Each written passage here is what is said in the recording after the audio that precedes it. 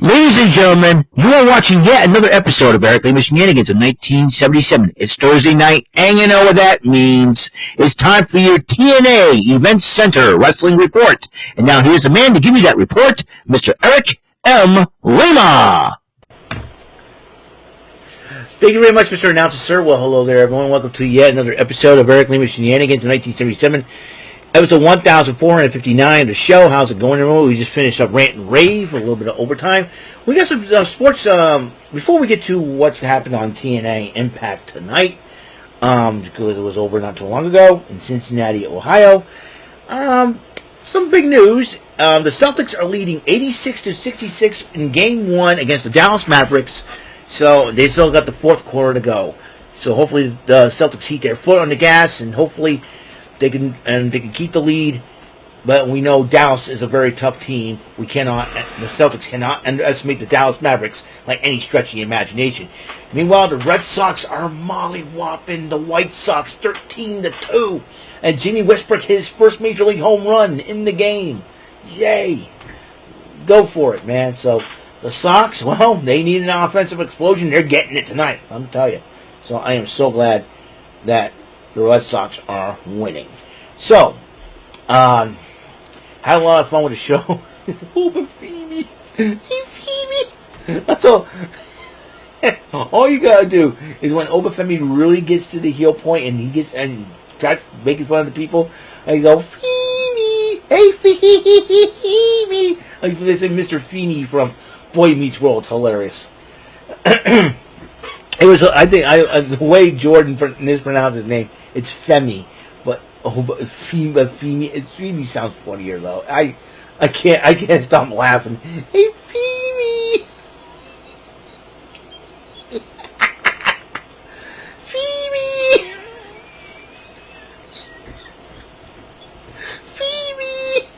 Phoebe Seymour.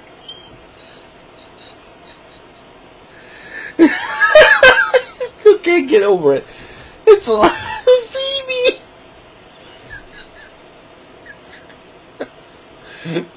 Phoebe. Just can't get over it. Oh, high octane hilarity. That's me. Anyways, kind of looking forward to it. So, let's talk about what happened on TNA. Impact. Jake something. It's a battle of the big men to start out. Big meaty men slap meat. The Big E special, I like to call it. Jake something went up against Big Con. Jake something did win the matchup, and then Con continued to attack something after the matchup. But Eric Young fights off Big Con, and he dresses the Cincinnati crowd while celebrating the 20th anniversary of TNA. Meanwhile, Gia Miller interviewed Frankie Kazarian and talk about the 20th anniversary, and then the system knows that Frankie Kazarian will take on Nick Nemeth in the main event. And the system goes, we got you. If anything should go wrong, better probably get the job done. Meanwhile, Gia Miller then, after commercial break, interviewed Steph DeLander about her love letter she got from PCO. Xia Brookside interrupted. DeLander was willing to help. And Steph DeLander kind of like, okay, I'll give it a go. And both Gia Miller and Xia Brookside were excited about it. They go, yay! So, Giselle Shaw making her first match making a return in possibly months, as she went up against Shaza McKenzie, and Gail Kim was watching the matchup in the backup, monitoring Giselle Shaw, because we know Gail Kim was talking to Giselle Shaw, and Shaza McKenzie, heck of a matchup this was, but Giselle Shaw ended up winning the matchup. Rosemary addresses her state of mind, talking about the Hivelings and Havoc. So this is a very mysterious version of Rosemary that we're really digging into. So, with the crossover with NXT, could Rosemary be on her way? Who knows for sure? A lot of things have happened. Steve Macklin, in fact, Mike Santana was looking around in his locker room, and then Steve Macklin comes in and says, hey, listen, we got to work together against the Rascals, just for one night only, one and done. And then Mike Santana goes, one and done. Yeah, so you got that. In tag team action, Speedball Mountain. That's Mike Bailey and Trent Seven going up against X Division champion Mustafa Ali and Campaign Singh, as he must be known as, or Champagne Singh. Speedball Mountain won the matchup. As you know, against all odds, Trent Seven will be challenging Mustafa Ali for the X Division Championship. Meanwhile, George Iceman, the personal concierge, interviews Ashby Elegance, who is recovered from her facial injury at the hands of Zaya Brookside, as the Knockouts World title was on the line. Jordan Grace to defend against Allison Kay. Of the Hex, having Marty Bell in Allison Kay's corner, and Marty Bell did try to get involved, but in the end, Jordan Grace with the Juggernaut driver ended up winning the matchup and retained the title. Now she is going to put her focus. All eyes will be on her as she challenges Roxanne Perez at NXT Battleground for that championship. Like I mentioned on Rant and Rave, if Jordan Grace wins that title, it would change. It would change the face of both NXT and TNA, as it could be cross promotions in the making. But I'm sure Roxanne will also. But if Roxanne Perez retains, then you know she might lose that title next month to Julia, who's on her way, even though right now she's recuperating from a wrist injury after injured during a matchup in Marigold against Saray. Julia may be the next challenger. Who knows for sure.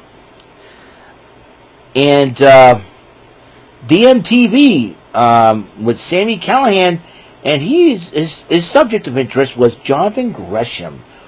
What is he? Is he a man or an octopus? An octopus or a man? He did the little breaking news, fun joke, but even though he can be funny, Sami Callihan can get serious. So it seems like there's an unfinished business between Jonathan Gresham, the octopus, and Sami Callihan. Thumbs up, thumbs down. So you got that. Jordan Grace was addressing Roxanne Perez as she prepares for her battle against Roxanne Perez this coming Sunday. This will be a very interesting situation. Again, if Jordan Grace wins an NXT title, it's going to open the doors for TNA talent, and that's going to enter NXT.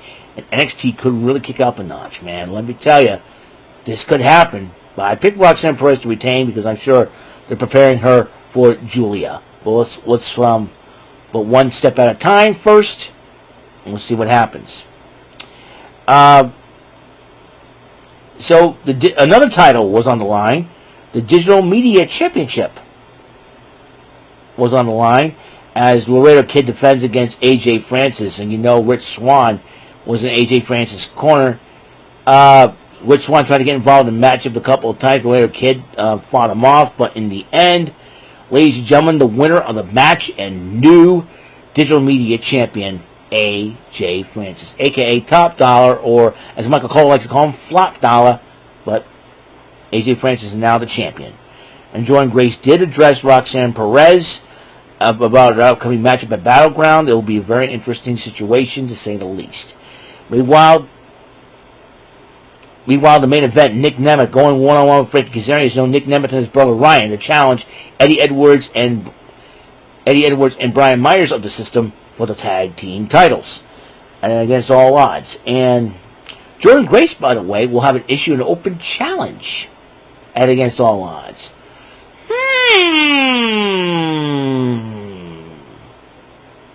If she wins the NXT title, women's title at Battleground, come on now, folks. You know what's up. Anyways, heck of an matchup between these two, these two veterans of the squared circle. But Nick Nemeth did win in the end, so the System attacks Nemeth after the matchup. Ryan Nemeth gets involved. Moose comes in to put the odds in the System's favor. Then Joe Hendry, say his name, and he appears. I believe in Joe Hendry. But then they beat him up. But then Matt Hardy addresses the System, addresses Moose, and his family is there. And all of a sudden, doing the Addams Family thing. Gotta love the broken one. Gotta love the broken one, man. Well, that is all the time we have on this episode of 1,459 of Eric Lima Shenanigans of 1977. Let's see if I'm right about that number. Yep, episode 1,459. I want to thank everybody for tuning in to the show. Tomorrow will be the game of strategy, luck, knowledge, and daring. Bullseye. That's right. Looking forward to that. And